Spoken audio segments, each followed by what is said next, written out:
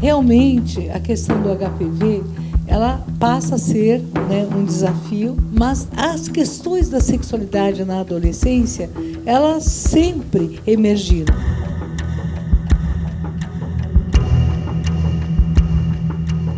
Quando a gente vai para o HPV, que é o principal vírus em termos de doença sexualmente transmissível, que é de transmissão muito fácil, é um vírus intimamente relacionado com câncer, seja na mulher, seja no homem. Hoje, nós temos uma vacina, agora, nós não estamos sabendo conversar com as pessoas. É preciso que a gente resgate o olho no olho. Então, conversar com o adolescente, eu acho muito fácil. É olhar e fazer cara de paisagem quando você não sabe. Porque o adolescente é muito esperto. Queria ressaltar a importância da educação sexual nas escolas. Muitas pessoas pensam assim, não, mas se eu vacinar a minha criança de 9, 10 anos, ela vai entrar precocemente numa atividade sexual, uma vida sexual.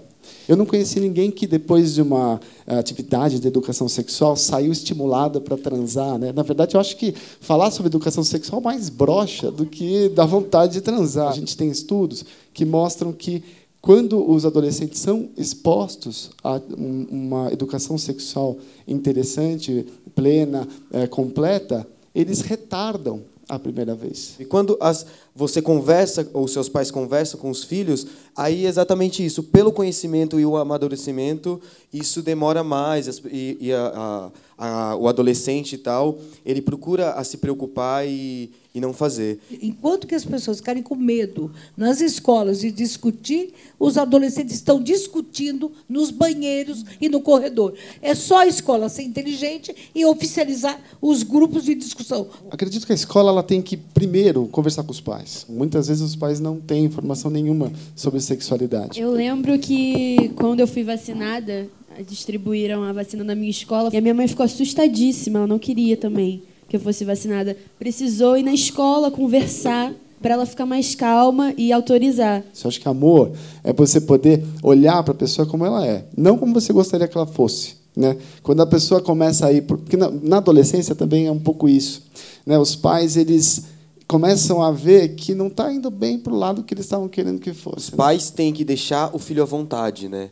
Porque se o pai chegar bravo, enfim, xingar, fala assim, o que está acontecendo? O que você fez que você está com isso aí, né? A minha mãe, ela sempre foi muito aberta comigo e foi ótimo, sabe? Eu não tive vontade, como você falou, de sair querendo transar, não teve isso. Eu vejo que a minha geração, os meus amigos, são muito esclarecidos em relação ao sexo, mas não sobre as doenças sexualmente transmissíveis. Nós não vivemos a época da AIDS, nós não vimos as pessoas morrerem. O HPV não é muito falado, pelo menos na minha escola e com os meus amigos, não foi muito falado. E tem tanta gente que tem. Tem mãe que acredita que tomou vacina, já fica imune.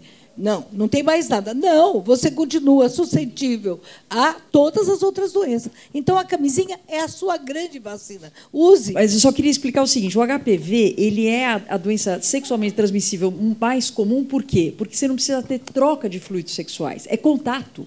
É pele com pele, mucosa com mucosa. Então, basta o contato. E o preservativo, ele não consegue cobrir toda a área exposta. Então, se você tiver uma verruga na bolsa escrotal, por exemplo, você está expondo a sua parceira sexual, o seu parceiro sexual ao vírus.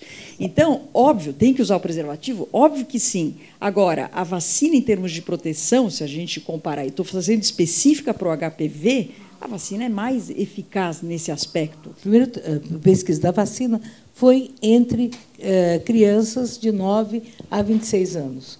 É por isso que a gente fala de 9 anos. Mas, com certeza, de 9 a 13, antes da atividade sexual, os anticorpos produzidos no corpo são maiores. Então, a eficácia é maior. A exposição nossa para o HPV, basta ser sexualmente ativo que você está exposto. Então, a gente está enfocando hoje, porque o tema hoje é mais voltado ao adolescente, mas isso é para a vida toda. O homem da terceira idade está tendo muito HPV e passando para suas mulheres. Culturalmente existe muito estigma. Então, existem doenças, que é a doença coitadinho, e existem doenças bem feito. Né? Então, por exemplo, a pessoa está com câncer, ela pode ir lá falar para a família. Se a pessoa está com HIV, HPV, alguma DST, ela não vai contar para ninguém.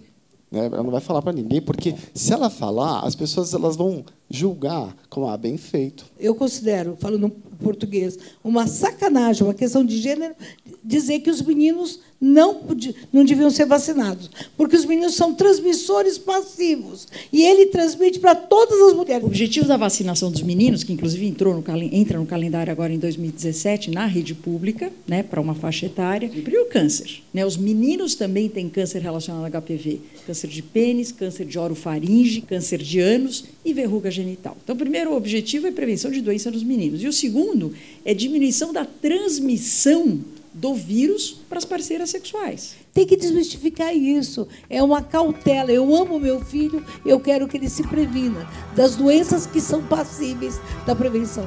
Tem que ser um ato de amor. Os pais nas escolas falando isso, e os professores falando isso, e a rua falando isso, não é?